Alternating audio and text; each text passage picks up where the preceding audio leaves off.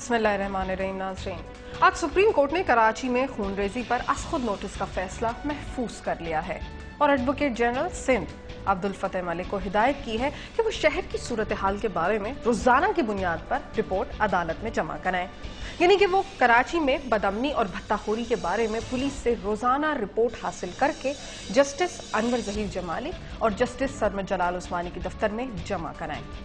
मुत्तहिदा कौमी मूवमेंट के वकील बैरिस्टर फरूख हसीन का कहना है कि उन्हें अदालत पर मुकम्मल एतमाद है और अदलिया ने बावर करा दिया है कि कराची के मामले में कोई मावराए आइन इक़दाम नहीं होगा।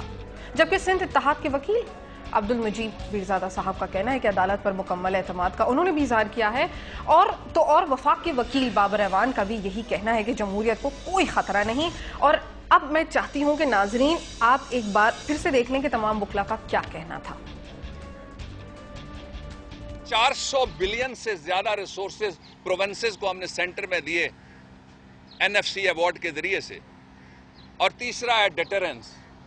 डेटरेंस मैंने आज सुप्रीम कोर्ट ऑफ पाकिस्तान में वाजे किया है, डंडा नहीं चल सकता अब, इसलिए कि आइन के अंदर हमने bill of rights, charter of due process या मैग्ना कार्टा उसको डाल दिया है 10A की सूरत में।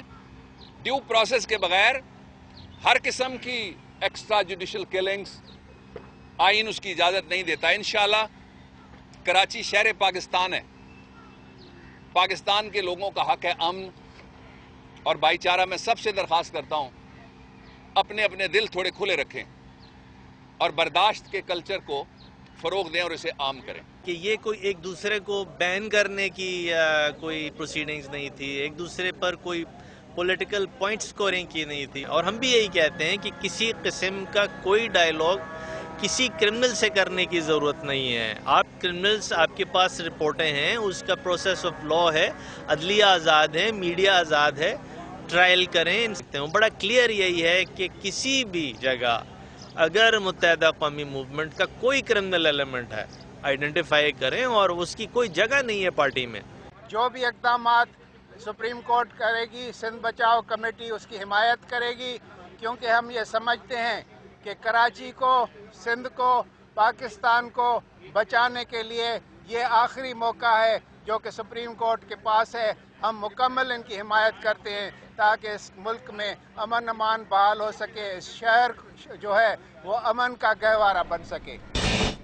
नाज़रीन, आपने सुना कि तमाम वकला का क्या कहना था। अब सवाल यहाँ पर यह पैदा होता है कि वकला तो मुतमईन हो गए, मगर क्या कराची में बोरी बंद लाशें मिलना बंद हो गई हैं? भत्ताखोरों ने भत्ता लेना बंद कर दिया है?